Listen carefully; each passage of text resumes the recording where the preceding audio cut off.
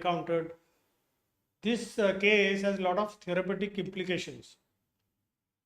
This was a 33-year-old male who was admitted in an outside hospital with severe chest pain, and his ECG showed anterior wall myocardial infarction. He was treated with thrombolytic agent streptokinase, following which the next day the angiogram which was done, which showed the total occlusion of the left anterior descending artery. Some hours later, he developed cerebrovascular accident and stroke in the right MCA territory. Obviously, it was suspected whether it was a cardioembolic stroke.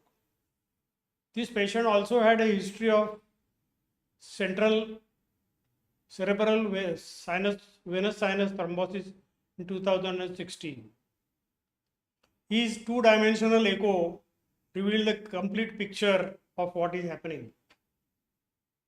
Now you can see a two-dimensional image in the long axis view, and in the pointer which I am showing you, there is a large thrombus which is showing a increased density, and also the wall, anterior wall, is showing hypokinesia.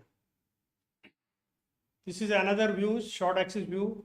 You can see almost a mountain of a very large thrombus which is protruding into the left ventricular cavity. Now this particular thrombus is also showing multiple segmentations, and they are highly mobile.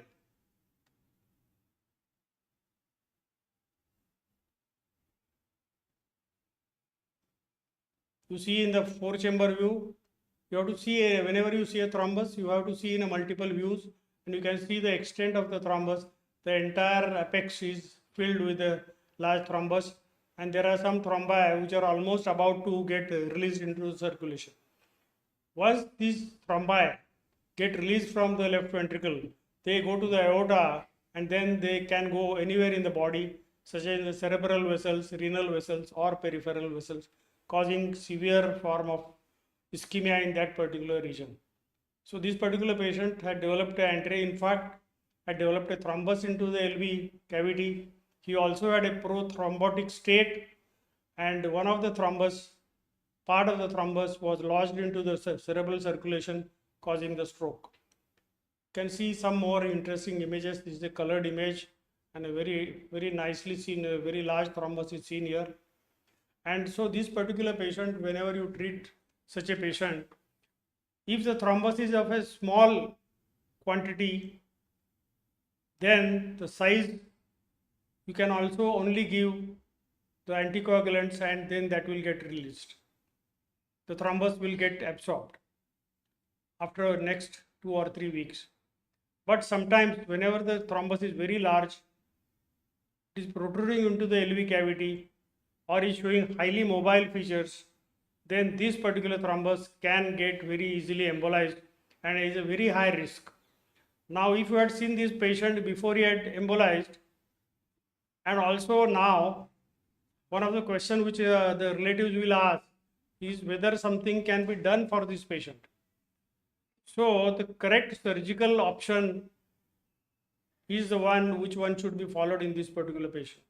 So the patient, we will counsel the patients for undergoing open heart surgery and manual surgical removal of the thrombus from the left ventricle.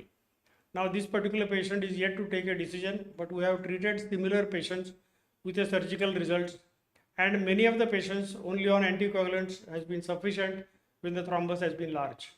So the lesson of this case is that if the thrombus is very large, if it is mobile, then the surgical option should always be considered for the complete treatment of this patient. Now this will be in addition to the angioplasty which you have to do for the totally occluded LAD artery. So thank you very much for being a patient listener. Thank you very much.